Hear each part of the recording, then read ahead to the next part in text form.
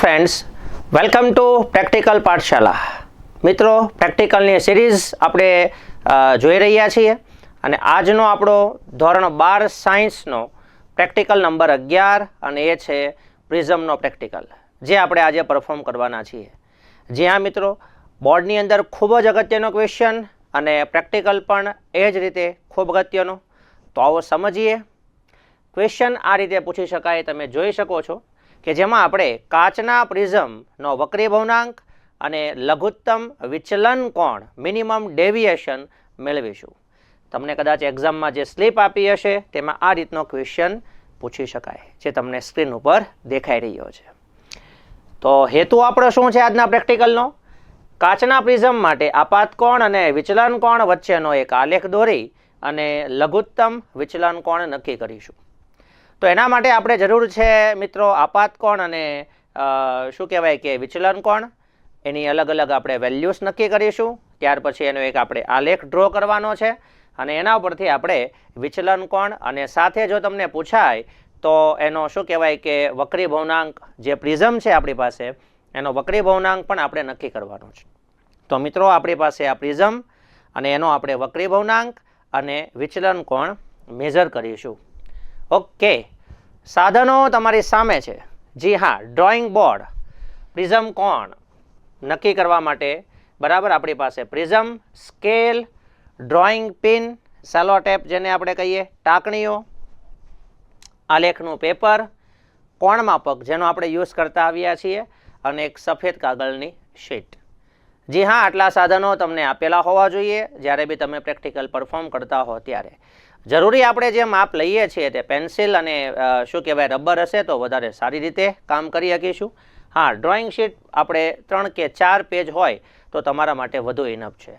તો મિત્રો, તમારી પ્રાયોગિક જરૂરી પેન કાગળ સાથે તૈયાર રહ્યો અને ચાલો આપણે પરફોર્મ કરીશું. એનું એક માપ લેશું અને એકદમ એટલે એકદમ સરળ પ્રેક્ટિકલ છે, પણ એના માટે તમારી પાસે મેથેમેટિકલ જે સ્ટેપ અને થોડીક એની બેઝિક થિયરીનો કન્સેપ્ટ હોવો જરૂરી છે.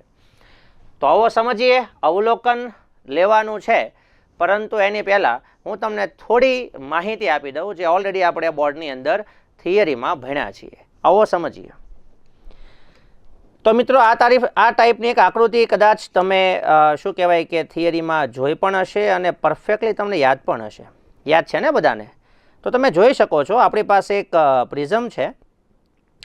પ્રિઝમમાં પ્રકાશનું આપાત કિરણ તમને દેખાઈ રહ્યું છે PQ.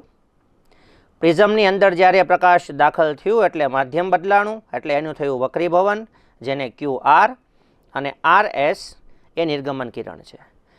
તમને આ જે સપાટી દેખાઈ રહી છે, આ સપાટી પ્રિઝમની, એને દોરેલો લંબ, એની સાથે આપાત કિરણ વડે બનાવેલો ખૂણો I, જેને આપણે કહીએ છીએ આપાત કોણ.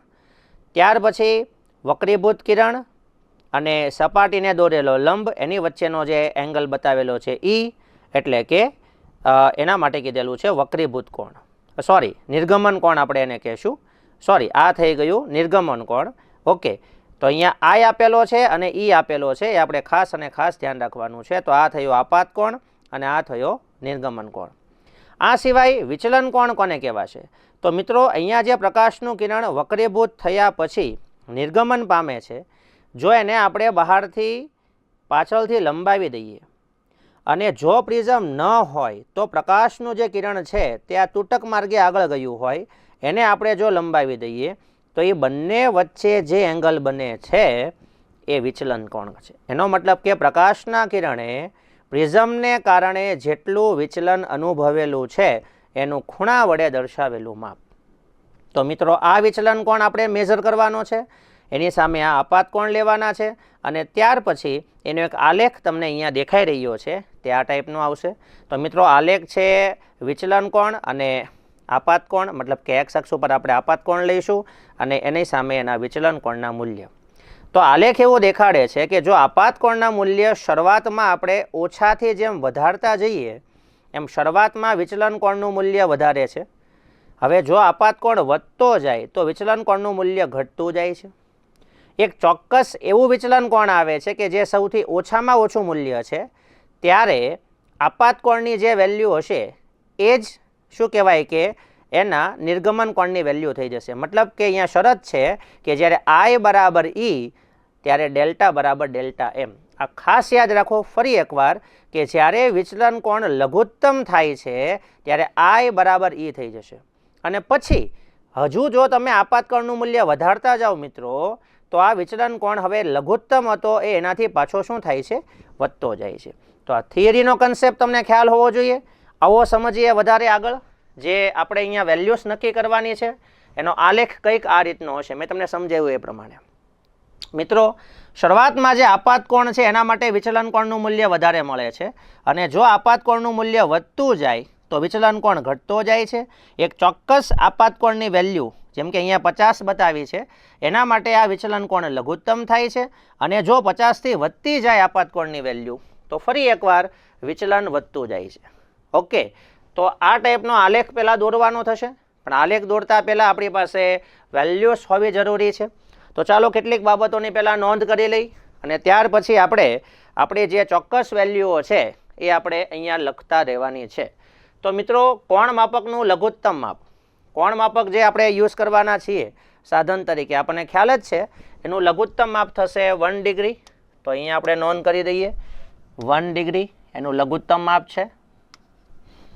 પ્રિઝમ કોણ આપણી પાસે જે છે એ 60 ડિગ્રી એનો પ્રિઝમ કોણ છે આપણને ખ્યાલ છે.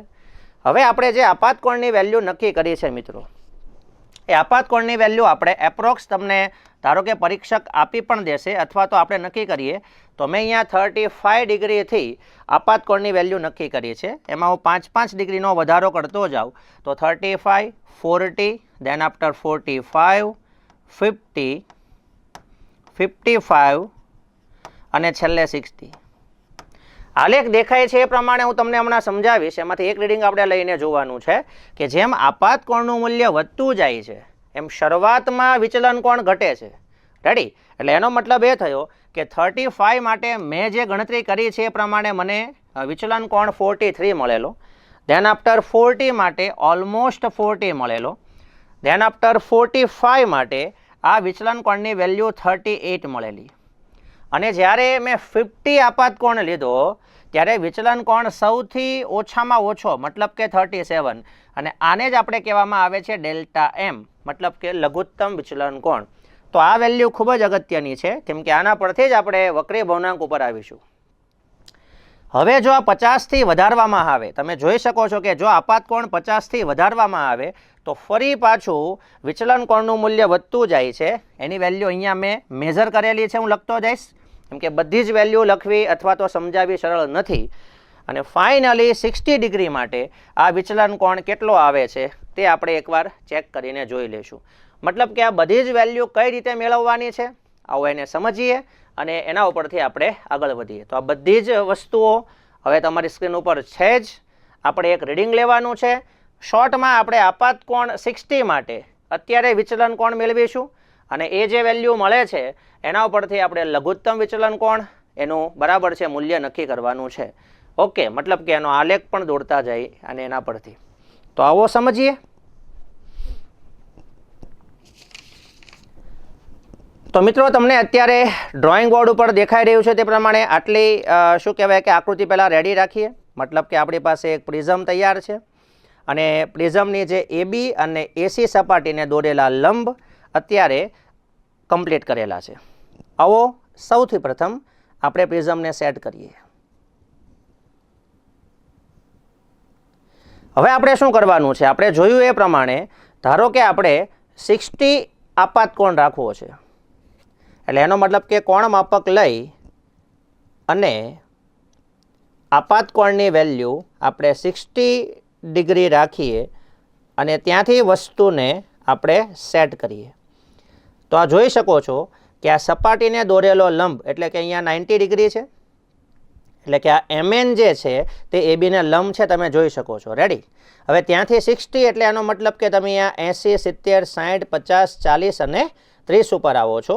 એનો મતલબ એ થયો કે અહીંયા આપણે એક ડોટ કરી દઈએ અને બીજું ડોટ એની બરાબર છે લેવલમાં કરીએ તો અહીંયાથી એક લાઈન પસાર થશે આ બંને ડોટમાંથી. જી હા મિત્રો, અને એને આપણે આપાત કિરણ તરીકે દર્શાવીએ. સમજી લો કે અહીંયા હું પી અને અહીંયા હું ક્યુ દર્શાવી દઉં. રેડી? તો આ જે PQ આપાત કિરણ તમને દેખાઈ રહ્યું છે ત્યાં આપણે વસ્તુ તરીકે આ બે પિન એટલે કે જે ટાંકણી છે એને આપણે અહીંયા દર્શાવી દઈએ, ગોઠવી દઈએ. બને ત્યાં સુધી એકદમ એકબીજાને સમાંતર હશે, બરાબર? તો વધારે અને વધારે ચોક્કસ જવાબ આપણે મેળવી શકીએ છીએ. હવે મિત્રો શું કરવાનું છે?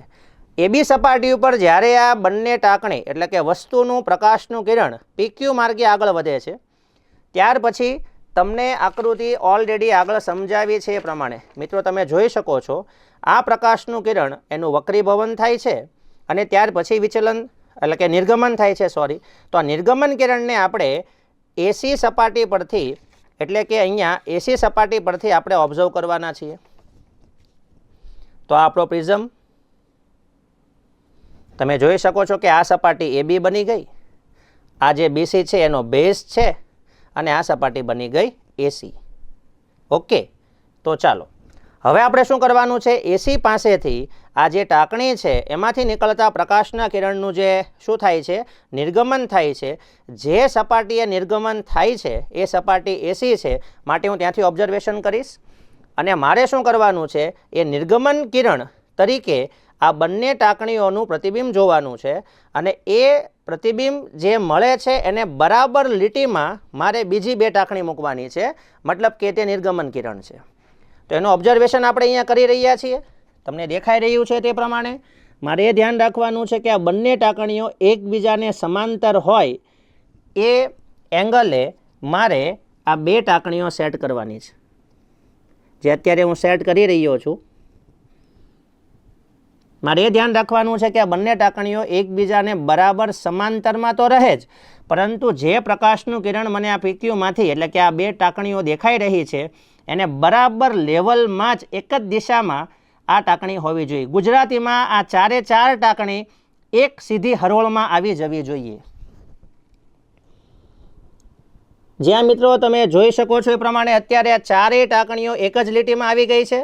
એનો મતલબ એ થયો કે તે નિર્ગમન કિરણની દિશા દર્શાવે છે. હવે આપણે આને અહીંયાથી લઈ લેવાનું છે. હવે આપણે શું કરશું વિદ્યાર્થી મિત્રો કે સૌથી પહેલાં આપણે અહીંયા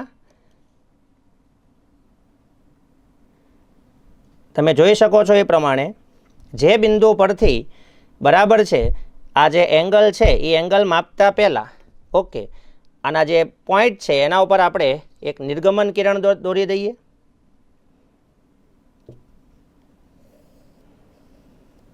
અહીંયાથી સાથે એનું વક્રીભૂત કિરણ પણ આપણે દોરી દઈએ. તો મિત્રો આ બની ગયું PQ આપાત કિરણ, QR હું નામ આપી દઈશ વક્રીભૂત અને RS એ બને છે નિર્ગમન કિરણ. હવે તમે ભણ્યા છો એ પ્રમાણે આપણે શું કરવાનું છે મિત્રો? તો કે સપાટીને દોરેલો લંબ અને AC ઉપર નિર્ગમન પામેલું કિરણ એ બંને વચ્ચેનો જે એંગલ છે, ધારો કે આ એંગલને આપણે અહીંયા I વડે દર્શાવેલું છે તો આ એંગલ આપણો E બને છે. ઓકે, અને એ જ પ્રમાણે જો પ્રકાશનું કિરણ આ પ્રિઝમ ન હોત તો કયા માર્ગે ગયું હોત એની પણ આપણે નોંધ કરી લઈએ. તો આ જે તૂટક રેખા વડે દર્શાવેલું પ્રકાશનું કિરણ એ જો પ્રિઝમ ન હોત ત્યારનું દર્શાવે છે, તો એ જ પ્રમાણે AC સપાટી ન હોત તો એને જો આપણે લંબાવીએ તો આ દિશામાંથી આવતું હશે એવું કહી શકાય. યસ, તો એનો મતલબ કે આ જે એંગલ તમને દેખાઈ રહ્યો છે એટલે કે આપાત પ્રકાશનું કિરણ અને નિર્ગમન પામતા કિરણને જો આપણે લંબાવીએ તો મિત્રો આ એંગલને આપણે કહેવામાં આવે છે ડેલ્ટા, મતલબ કે વિચલન કોણ. જી હા વિદ્યાર્થી મિત્રો, આ આપણે મેઝર કરવાનો છે અને એ મેઝર જે આપણે થાય છે એની નોંધ આપણે ત્યાં કોષ્ટકમાં કરવાની થશે. ઓકે, તો વિદ્યાર્થી મિત્રો એને મેઝર કર્યા પછી જો એની ચોક્કસ વેલ્યુ નક્કી કરવામાં આવે તો અહીંયા દર્શાવી શકાય કે આપાત કોણ જ્યારે 60 ડિગ્રી લેવામાં આવે છે ત્યારે એનો વિચલન કોણ વિદ્યાર્થી મિત્રો કોણ માપકની અંદર મને મળે છે આપાત કોણ 60 ડિગ્રી માટે મને મળે છે 40 ડિગ્રી. ઓકે, તો એમાંથી એક રીડિંગ અત્યારે આપણે દર્શાવેલું છે. આ સિવાયના બાકીના બધા જ રીડિંગ તમે આ રીતના દર્શાવી શકો છો અને ખૂબ જ સરળ જે અત્યારે તમને દેખાય છે એ પ્રમાણે આવી જ 2 કે 3 આકૃતિઓ પણ તમે દોરી અને પ્રેક્ટિકલને વધારે ક્લિયર કરી શકો છો. ચલો તો આપણું એક ટેબલ અહીંયા તૈયાર થઈ ગયું છે. હવે આપણે શું કરીશું મિત્રો, તો કે આપાત કોણ વિરુદ્ધ વિચલન કોણનો આલેખ દોરીએ. અને આ લેખમાં આપણી પાસે જે વેલ્યુઝ છે 35 to 60 એના માટે આપણે વિચલન કોણના મૂલ્ય લખતા જઈએ. અને ફાઇનલી મેં તમને કીધું એ પ્રમાણે ખાસ અને ખાસ યાદ રાખો, એક એવો આપાત કોણ હશે કે જેના માટે વિચલન કોણ સૌથી મિનિમમ હશે.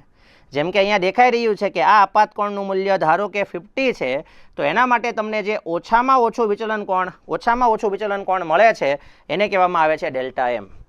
અને બેઝિકલી યાદ રાખવાનું એ છે કે જો I is equal to E થઈ જાય, ઓકે, એટલે કે આપાત કોણ અને નિર્ગમન કોણ બંને સરખા થઈ જાય તો અને તો જ જે વિચલન કોણ છે તે મિનિમમ વિચલન કોણ તરીકે તમે લઈ શકો છો, જે તમે થિયરીમાં ભણ્યા હશો. ઓકે, તો મિત્રો આપણે અહીંયા આના ઉપરથી વિચલન કોણ નક્કી કરવાનો હતો. આલેખ પરથી આપણે લઘુત્તમ વિચલન કોણ નક્કી કરવાનો છે, જે અત્યારે મને મળે છે 45 ડિગ્રી. ઓકે, અને હવે જો તમને વક્રી ભવનાંક પૂછે તો અહીંયા આપણે પહેલાં 45 ડિગ્રી આપણને જે આલેખ પરથી મળે છે તે હું નોંધ કરી દઈશ. ઓકે, અને જો આપણને વક્રી ભવનાંક પૂછે તો આપણી પાસે એનું સૂત્ર છે n બરાબર સાઇન બ્રેકેટમાં a plus delta M divide by 2 છેદમાં સાઇન a ડિવાઈડ બાય 2, જેમાં બધી જ વેલ્યુ મતલબ કે ડેલ્ટા એમ બરાબર 45, a બરાબર 60 એટલે કે પ્રિઝમ કોણ એ લઈ અને આપણે એનો શું કહેવાય કે વક્રી ભવનાંક મેઝર કરીશું, જે ખૂબ જ સરળ રીતે તમને આવડે છે. ઓકે મિત્રો, તો આ રીતે જે પ્રિઝમ હતો એનો વિચલન કોણ, લઘુત્તમ વિચલન કોણ અને પ્રિઝમ કોણ કઈ રીતે મેળવી શકાય તે આપણે જોયું. અને ફાઇનલી લઘુત્તમ વિચલન કોણની જે વેલ્યુ છે જે આપણને આલેખ પરથી મળી એની વેલ્યુ આપણે અહીંયા 45 ડિગ્રી એપ્રોક્સ મને જે મળી છે તેની નોંધ કરવાની છે. કેટલાક વાય વાસ તમને પૂછી શકાય, બરાબર છે, તો એના પર થોડું ફોકસ કરજો. અને ફાઇનલી આજનો પ્રેક્ટિકલ અહીંયા પૂરો થાય છે. મને આશા છે કે તમને આ પ્રેક્ટિકલ બરાબર સમજાયો હશે. મળીશું નેક્સ્ટ પ્રેક્ટિકલ સાથે. ધન્યવાદ.